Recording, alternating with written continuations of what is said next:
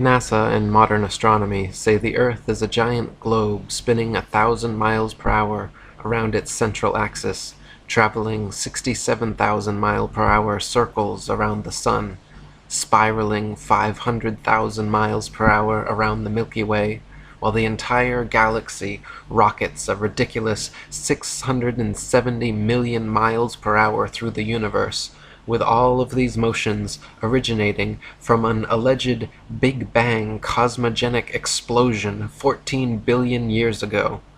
That's a grand total of 670,568,000 miles per hour in several different directions we're all supposedly speeding along at simultaneously. No one has ever seen, felt, heard, measured, or proven such motion, yet the vast majority of people unquestioningly accept that the clearly motionless Earth beneath their feet is actually moving over 600 million miles per hour. NASA and modern astronomy say Polaris, the North Pole star, is somewhere between 323 and 434 light years, or about 2 quadrillion miles away from us.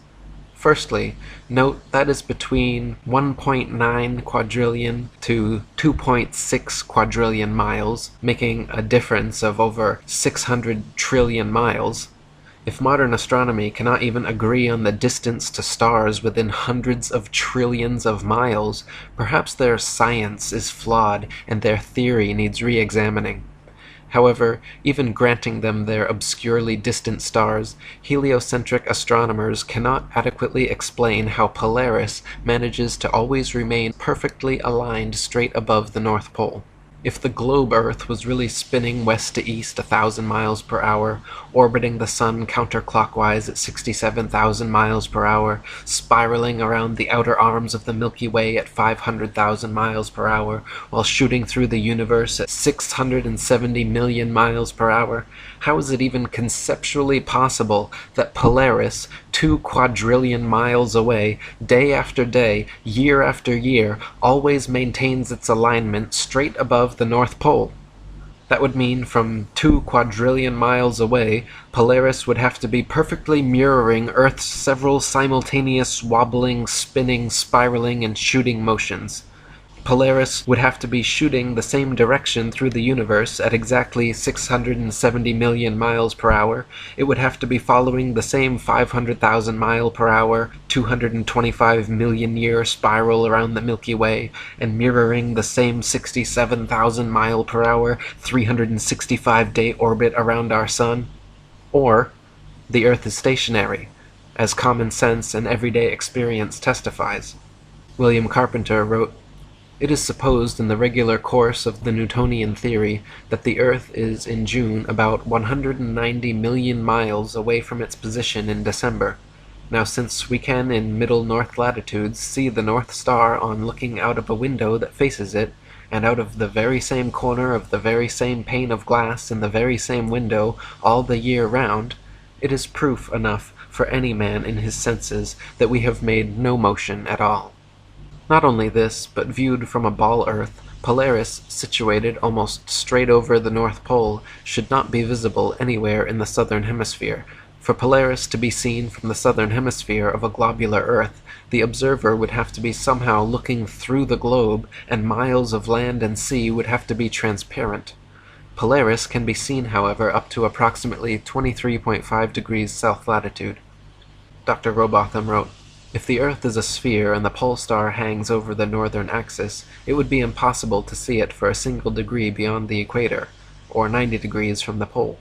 The line of sight would become a tangent to the sphere, and consequently several thousand miles of and divergent from the direction of the pole star. Many cases, however, are on record of the North Polar Star being visible far beyond the equator, as far even as the Tropic of Capricorn." William Carpenter wrote, "The astronomer's theory of a globular Earth necessitates the conclusion that if we travel south of the equator, to see the North Star is an impossibility. Yet it is well known that this star has been seen by navigators when they have been more than 20 degrees south of the equator. This fact, like hundreds of other facts, puts the theory to shame and gives us a proof that the Earth is not a globe." To account for this glaring problem in their model, desperate heliocentrists since the late 19th century have claimed the ball Earth actually tilts a convenient 23.5 degrees back on its vertical axis. Even this brilliant revision to their theory cannot account for the visibility of many other constellations, though. For instance, Ursa Major, very close to Polaris, can be seen from 90 degrees north latitude, the North Pole, all the way down to 30 degrees south latitude. The constellation Vulpecula can be seen from 90 degrees north latitude all the way to 55 degrees south latitude. Taurus, Pisces, and Leo can be seen from 90 degrees north all the way to 65 degrees south. Aquarius and Libra can be seen from 65 degrees north to 90 degrees south. The constellation Virgo is visible from 80 degrees north down to 80 degrees south, and Orion can be seen from 85 degrees north all the way to 75 degrees south latitude. An observer on a ball Earth, regardless of any tilt or inclination, would not logically be able to see this far. Dr. Samuel Rowbotham wrote, "Another thing is certain, that from within the equator the North Pole star and the constellations Ursa Major, Ursa Minor, and many others can be seen from every meridian simultaneously, whereas in the south, from the equator, neither the so-called South Pole star nor the remarkable constellation of the Southern Cross can be seen simultaneously from every meridian, showing that all the constellations of the south, supposed pole star included, sweep over a great southern arc and across the meridian from their rise in the evening to their setting in the morning. But if the Earth is a globe, Sigma Octantis, the South Pole star, and the Southern Cross, a southern circumpolar constellation, they would all be visible at the same time from every longitude on the same latitude, as is the case with the Northern Pole star and the northern circumpolar constellations. Such, however, is not the case. Some heliocentrists have even tried to suggest that the pole star's gradual declination overhead as an observer travels southwards is proof of a globular Earth. Far from it, the declination of the pole star or any other object is simply a result of the law of perspective. The law of perspective dictates that the angle and height at which an object is seen diminishes the farther one recedes from the object, until at a certain point the line of sight and the seemingly uprising surface of the Earth converges to a vanishing point, i.e. the horizon line, beyond which the object is invisible. Thomas Winship wrote, "If we select a flat street a mile long containing a row of lamps, it will be noticed that from where we stand the lamps gradually decline to the ground, the last one being apparently quite on the ground. Take the lamp at the end of the street and walk away from it 100 yards, and it will appear to be much nearer to the ground than it was when we were close to it. Keep on walking away from it, and it will appear to be gradually depressed until it is last seen on the ground and then disappears. Now, according to the astronomers, the whole mile was only depressed about 8 inches from one end to the other, so that this 8 inches could not account for the enormous depression of the light as we recede from it. This proves that the depression of the pole star can and does take place in relation to a flat surface simply because we increase our distance from it, the same as from the street lamp. In other words, the farther away we get from any object above us, as a star for example, the more it is depressed, and if we go far enough it will sink or appear to sink to the horizon and then disappear. The writer has tried the street lamp many times with the same result." And Dr. Rowbotham wrote, "It has often been urged that the Earth must be a globe because the stars in the southern hemisphere move round a south polar star in the same way that those of the north revolve around the northern pole star. This is another instance of the sacrifice of truth and denial of the evidence of our senses for the purpose of supporting a theory which is in every sense false and unnatural.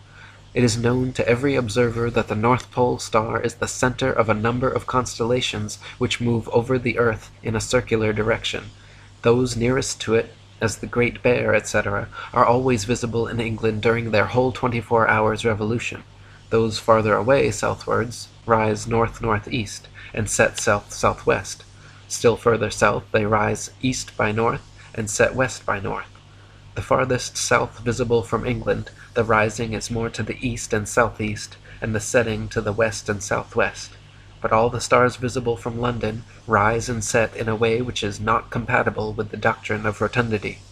For instance, if we stand with our backs to the north, on the high land known as Arthur's Seat near Edinburgh, and note the stars in the zenith of our position, and watch for several hours, the zenith stars will gradually recede to the northwest. If we do the same on Woodhouse Moor, near Leeds, or on any of the mountain tops in Yorkshire or Derbyshire, the same phenomenon is observed. The same thing may be seen from the top of Primrose Hill near Regent's Park, London, from Hampstead Heath or Shooter's Hill near Woolwich. If we remain all night, we shall observe the same stars rising toward our position from the northeast, showing that the path of all the stars between ourselves and the northern center move round the North Pole star as a common center of rotation, just as they must do over a plane such as the earth is proved to be.